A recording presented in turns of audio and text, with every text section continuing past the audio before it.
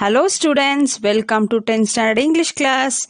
This video is about Unit 4, Prose, The Attic, written by Satyajit Ray. Part 2.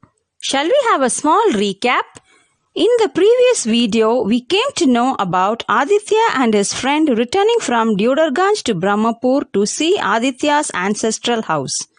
Before 29 years, Aditya left Brahmapur and went to Calcutta for his higher studies. Aditya tried to recollect his old memories, his 200 years old big ancestral house, school, schoolmates and the tea stall of Nagin uncle. In that village, Aditya and his friend visited the school and went to Nagin uncle's tea stall and had a tea. While having tea there, they met a stranger by name Mr. Sanyal. Aditya's expression changed because he saw Mr. Sanyal suddenly reciting a poem by Tagore Pankaraksha and left the place making a gesture of namaste. Aditya was curious to know about Mr. Sanyal, so he verified to Nagin uncle about Sanyal. Okay, my dear students, let's continue the lesson. Shall we? He stays with a friend of his father's, Jogesh Kabiraj. Sasanka comes here, has tea and biscuits, and always remembers to pay, having an acute sense of self-respect. But how long things will remain like this? I don't know. சானியல் இப்போ யாரோட தங்கியிருக்காரு அப்படின்னு ஆதித்யா நாகின் அங்கிள்கிட்ட கேட்குறாரு. அதுக்கு நாகின் uncle அவர் தன்னுடைய தந்தையின் நண்பரான ஜோகேஷ் கபிராஜோட தான் தங்கியிருக்காரு. சானியல் இங்கே வருவார், டீ குடிச்சிட்டு பிஸ்கெட் சாப்பிடுவார், ஞாபகமாக பணத்தை கொடுத்துட்டு போயிடுவார். அவருக்கு சுயமரியாதை அதிகம், ஆனால் எத்தனை நாள் இப்படியே இருக்குமோ தெரியல அப்படின்னு நாகின் அங்கிள் ஆதித்யா கிட்ட சொல்கிறாரு. Having paid our bill and ascertained the location of Jogesh Kabiraj's house, we got into the car. Aditya was at the wheel. He expressed the wish to visit his house. So, you do want to see your house after all? I said. நானும் ஆதித்யாவும் நாங்கள் சாப்பிட்டதற்கான பணத்தை கொடுத்தோம். ஜோகேஷ் கபிராஜோட வீடு இருக்க இடத்தையும் தெரிஞ்சுக்கிட்டோம். ஆதித்யா காரை ஓட்ட தொடங்கினாரு. அவர் தன்னுடைய பழைய வீட்டை பார்க்க விருப்பப்படுறத ஆதித்யா தெரிவிச்சாரு.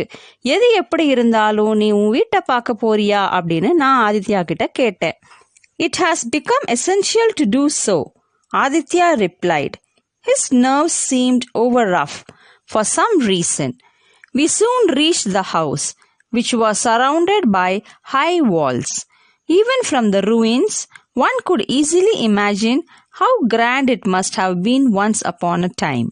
என்னுடைய அந்த பழைய வீட்டை பார்க்கறது இப்போ கண்டிப்பாக அவசியம் ஆயிடுச்சு அப்படின்னு ஆதித்யா சொன்னார். அவருடைய நரம்புகள் ஏதோ காரணத்தினால துடிக்கிறத நான் பார்த்தேன். நாங்கள் ரொம்ப விரைவாக அவருடைய அந்த வீட்டை அடைஞ்சிட்டோம். அந்த வீடு பெரிய மதில்களால் சூழப்பட்டதா இருந்துச்சு. இடிபாடுகளுடன் காட்சி தந்துச்சு. ஒரு காலத்தில் அது சிறப்பானதாக இருந்திருக்க கூடுமோ அப்படின்னு யார் அந்த வீட்டை பார்த்தாலும் பிரம்மாண்டமாக இருக்கு அப்படின்னு தெரிஞ்சுக்குவாங்க. We entered the building, climbed up the stairs and reached the attic on the second floor of the house. This was my favorite room, said Aditya. The attic has always been a favorite with children. It is in the attic that the children seems to be in a world of its own. நாங்கள் அந்த வீட்டுக்குள்ளே போனோம், படிகளில் ஏறினோம், 2வது மாடியில் இருந்த மாடத்தை அடைஞ்சோம். இதுதான் எனக்கு பிடித்தமான அறை அப்படின்னு மாடத்தை காட்டி ஆதித்யா சொன்னாரு. இயற்கையாகவே குழந்தைகளுக்கு இந்த மாடத்தில் இருக்கிறது ரொம்பவும் பிடிக்கும். மாடத்துல தான் அவங்களுடைய உலகத்தை குழந்தைகள் உருவாக்குறாங்க. A portion of a wall of the attic had crumbled down, and through the window that had been created, we could see the sky, the fields, a part of the rice mill, the spire of the old temple. In the whole house, the attic had probably been the worst hit by wind and weather. The floor was strewn with twigs and straw and pigeon droppings. Among other things, there was a broken cricket bat, the remains of an armchair and a wooden packing case. மாடத்தின் ஒரு பக்க சுவர் இடிஞ்சு விழுந்திருந்ததால ஜன்னல் போல துவாரம் உருவாகி இருந்தது. அந்த வழியா எங்களுக்கு வானம், வயல்கள், அரிசி ஆலையின் ஒரு பகுதி, பழைய கோவிலின் கோபுரம் எல்லாமே தெரிஞ்சிச்சு. அந்த வீட்டிலேயே இந்த மாடம்தான் காற்று மற்றும் தட்பவெட்ப காரணமால ரொம்பவும் பாதிக்கப்பட்டு இருந்துச்சு. தரை முழுவதும் இலை தலைகளாலையும் காய்ந்த சருகுகளாலையும் புறாக்களின் எச்சங்களாலையும் நிறைஞ்சிருந்துச்சு. அதனிடையே ஒரு உடைந்த கிரிக்கெட் பேட்டும் கை வைச்ச நாற்காலியின் மிச்சங்களும் மற்றும் உடைந்த மரப்பெட்டி எல்லாமே இருந்துச்சு. Aditya got on top of the packing case and pushed his hand inside the ventilator, thus upsetting a sparrow's nest, a part of which fell to the ground. However, he heaved a sigh of relief when he had got what he had been looking for. அந்த உடைந்த மரப்பெட்டியின் மீது ஏறி ஆதித்யா அங்கிருந்த ventilator, அதாவது ஜன்னல் மாதிரி காற்று போகிறதுக்காக ஒரு இடம் இருக்கும் இல்லையா, அதுக்குள்ள தன்னுடைய கையை விட்டாரு. அப்போ அங்கிருந்த ஒரு புறா கூண்டின் ஒரு பகுதி கீழே விழுந்தது. அதை அவர் கவனிக்காம கையை விட்டு என்னமோ தேடிக்கிட்டே இருந்தாரு. தேடினது கிடைச்ச மாதிரி அவர் நிம்மதி பெருமூச்சு விட்டாரு. When I asked him what it was, he said, "You will get to know very soon." உடனே நான் அது என்னதான் அப்படின்னு கேட்டேன். அதுக்கு ஆதித்யா, உனக்கு வெகு சீக்கிரமா அது தெரியும் அப்படின்னு பதில் சொன்னாரு. We next went to a jeweler's to find out the weight of the article. The jeweler remarked that it was an antique. Our next stop was the house of Jogesh Kabiraj. Though I was a little curious, I didn't ask Aditya anything. அந்த பரன் மேலே இருக்கிற ஒரு பொருளை எடுத்துக்கிட்டு நாங்கள் உடனே ஒரு நகை கடைக்கு போனோம். அந்த பொருளை எடை போட்டோம். அது ஒரு பழங்கால பொருள் அப்படின்னு அந்த நகை கடைக்காரர் சொன்னார். அடுத்தபடியாக நாங்கள் ஜோகேஷ் கபிராஜோட வீட்டுக்கு போனோம். எனக்கு இதில் கொஞ்சம் ஆர்வம் ஏற்பட்டிருந்தாலும் நான் ஆதித்யாவை எதுவுமே கேட்கல. We entered the house and went to the room where Sasanka Sanyal stayed. Sasanka uncle was busy reciting verses from Tagore. When he had finished, Aditya asked, "May we come in?" He turned and faced us. நாங்கள் 2 பேருமே ஜோகேஷ் கபிராஜோட வீட்டுக்கு வந்துட்டோம். நாங்கள் அந்த வீட்டில் நுழைஞ்சோம். சாசன்கா சானியல் தங்கியிருந்த அறைக்கு போனோம். அங்கே சானியல் தாகூரோட பாடலை பாடிக்கிட்டு இருந்தார். அவர் பாடி முடித்ததும் ஆதித்யா அவரிடம், நாங்கள் உள்ளே வரலாமா அப்படின்னு கேட்டார். எங்கள் பக்கம் சானியல் திரும்பி பார்த்தாரு. "No one visits me," he said in an unperturbed manner. "Would you mind if we come in?" "Come in." Except for a charpoy, there was nothing else to sit on, so we remained standing. "Do you remember Aditya Narayanan Chowdhury?" Aditya asked him. நாங்கள் உள்ளே வரலாமா அப்படின்னு ஆதித்யா கேட்டதும் சானியல் அவங்க பக்கம் திரும்பினாரு. என்னை பார்க்க யாருமே வர்றதில்லை அப்படின்னு கொஞ்சம் கூட சலனமின்றி அவர் சொன்னார். நாங்கள் வரலாமா அப்படின்னு மறுபடியும் ஆதித்யா கேட்டதுக்கு வாங்க அப்படின்னு சானியல் பதில் சொன்னார். அங்கே அவருடைய ரூமில் ஒரு சாதாரண கயிற்று கட்டில், அதாவது சார்பாய்னா கயிறு கட்டியிருக்கும் இல்லையா, அந்த கட்டில் தான் இருந்தது. அந்த கட்டிலை தவிர வேற எதுவுமே அங்கே இல்லை. அதனால நாங்கள் நின்றுக்கிட்டே இருக்கும்படி இருந்துச்சு. உங்களுக்கு ஆதித்யா நாராயணன் சௌத்ரியை தெரியுமா அப்படின்னு ஆதித்யா சானியல் கிட்ட கேட்டாரு. "Of course," said the gentleman. "The spoiled child of affluent parents. Was a fairly good student, but could never beat me. He was extremely jealous of me, and he used to tell lies." "I know," said Aditya. He then took out a packet from his pocket and handing it over to him, said, "This is for you from Aditya." நல்லா தெரியுமே, வசதியான பெற்றோர்களுக்கு பிறந்தாலும் பாலாகி போனவன், நல்லா பழகக்கூடியவன் தான். இருந்தாலும் என்ன மறக்க முடியாது. அவனுக்கு என் மேல பொறாம உண்டு. மேலும் அவன் நிறைய பொய்கள் பேசக்கூடியவன் அப்படின்னு சானியல் ஆதித்யாவை பத்தி பட்டியலிட்டுட்டே போனாரு. எனக்கும் தெரியும் அப்படின்னு ஆதித்யா சொல்லிட்டு தன்னுடைய சட்டை பையிலிருந்து ஒரு பொட்டலத்தை எடுத்து, இது உங்களுக்காக ஆதித்யா கொடுத்தது அப்படின்னு சானியல் கிட்ட அந்த பொட்டலத்தை ஆதித்யா கொடுக்கறாரு. "What is it?" he asked. "Money." "Money? How much money?" 150 rupees.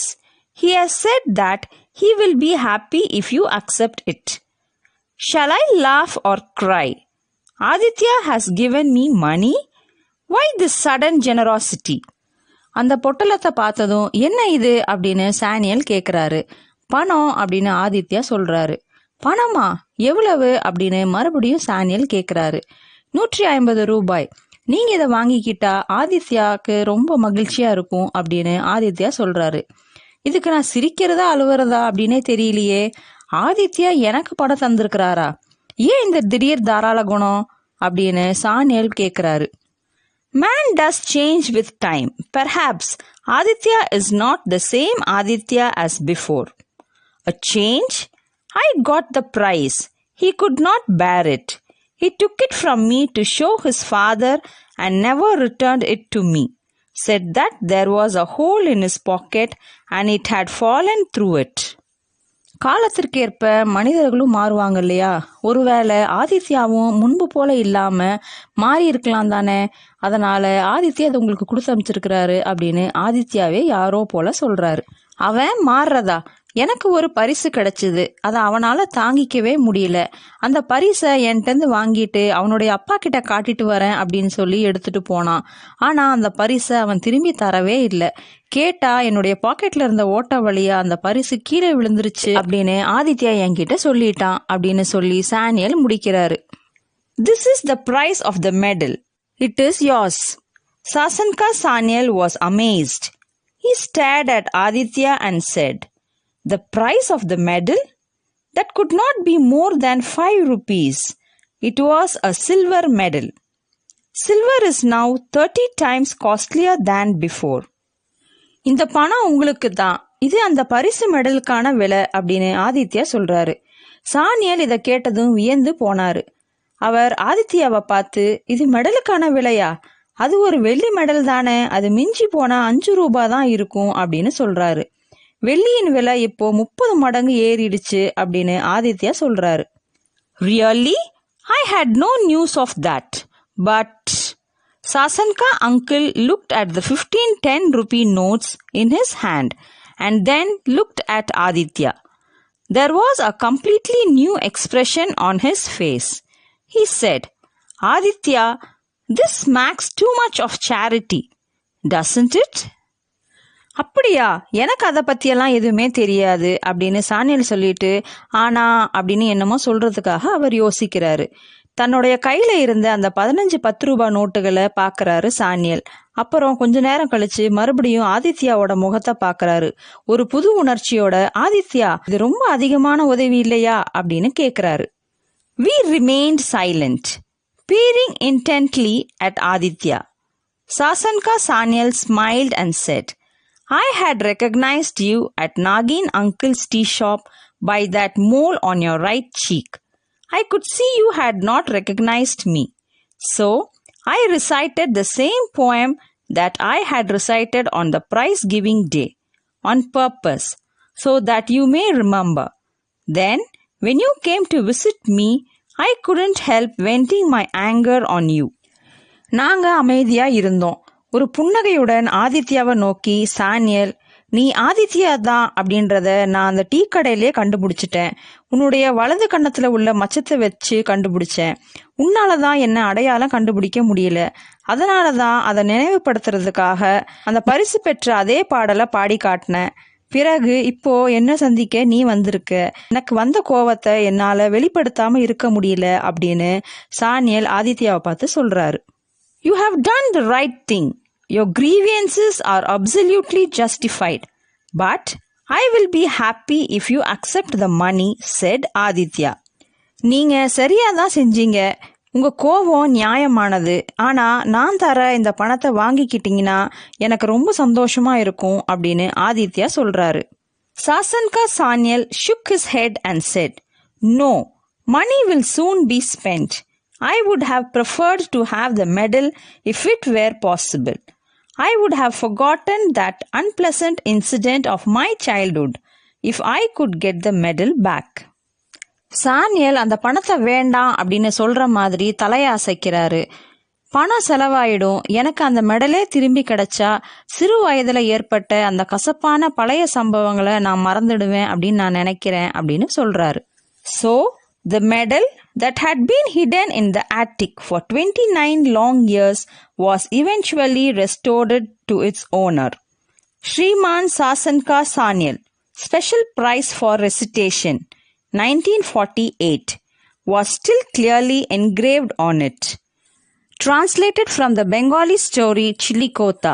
சானியல் இப்படி சொன்னதும் 29 ஆண்டுகளுக்கு பிறகு மாடத்துல மறைச்சு வைக்கப்பட்டிருந்த அந்த மெடலை அதன் உரிமையாளரான சானியல் கிட்ட திரும்பி ஆதித்யா ஒப்படைக்கிறாரு. ஸ்ரீமான் சான்சகா சானியல் ஸ்பெஷல் பிரைஸ் ஃபார் ரெசிடேஷன் 1948 அப்படின்றத அந்த மெடல்ல தெளிவா பொறிக்கப்பட்டிருந்துச்சு. இந்த மெடலை பார்த்தோன்னே சானியலுக்கு ரொம்பவும் மகிழ்ச்சியா இருந்துச்சு. ஆதித்யாக்கும் தன்னுடைய தவறை திருத்திக்கிட்டாரு அப்படின்றத உணர்ந்து ரொம்ப மகிழ்ச்சியா அந்த மெடலை மறுபடியும் அந்த உரிமையாளர்கிட்டயே கொடுத்துட்டாரு.